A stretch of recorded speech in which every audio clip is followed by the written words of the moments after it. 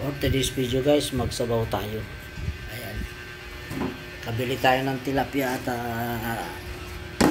sasabawan natin. Sinigang sa kalamansi. Ayan. Pakulo na tayo ng tubig at nilagay na natin ang tilapia. Ayan.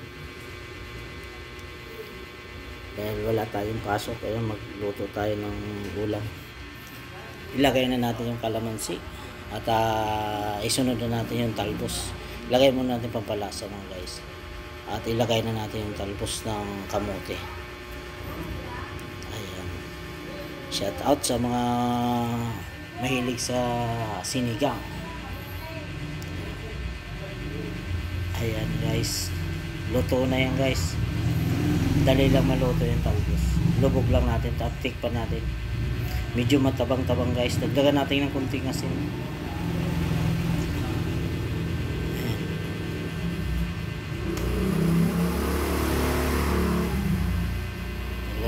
Asin at ayan, sandok na tayo mga guys at kain na po tayo.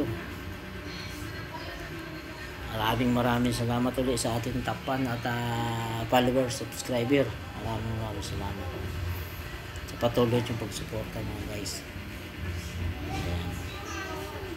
Luto na yan, talbos na yan, konting mainitan lang yan, luto na, half cook. Ayan.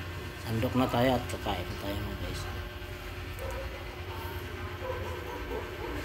Ayan.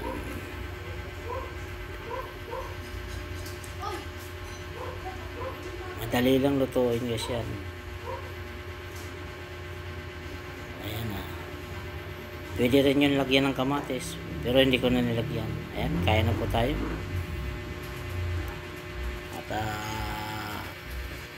masarap yun sabaw. Malinam na at may asim ng konti ng kalamansi.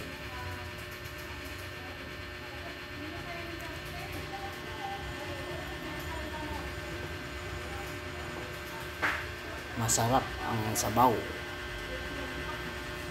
Ayan guys. Maraming salamat guys sa ating mga viewers. Ayan, nagpapasubo ang ating anak. Ayan. Ayaw niya ng isda. Ayan, kanin. Ayun. Makulit yung aking anak. Ayan guys.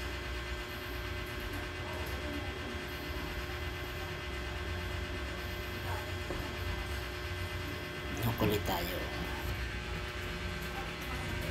Ayan.